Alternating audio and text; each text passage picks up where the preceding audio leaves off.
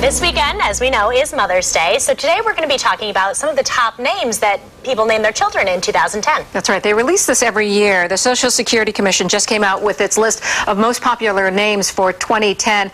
And there is an influence from movies as reality shows this year. We're going to start with the boys. After a 12-year ascent up the list, Jacob finally has made it to the top spot, and that's followed by Ethan, Michael, Jaden, and William.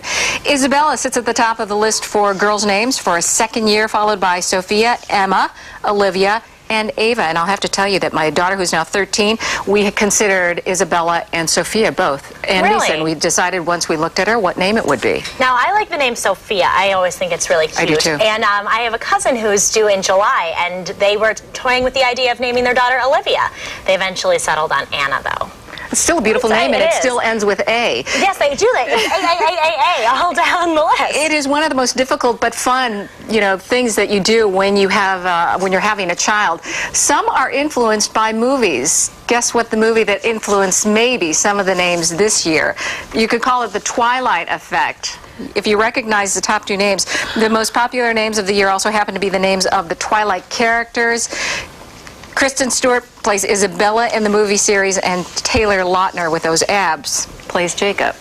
I would have never thought that. I know, and I mean, Jacob has been climbing for quite some time now, so we can't accredit it entirely to Twilight, but it is a little bit funny that the top two names for boys and girls are Jacob and Isabella. And a lot of the teens have been watching these movies. The Twilight series is very popular with the teens. Well, so is a reality TV show about teens that is maybe influencing this list as well.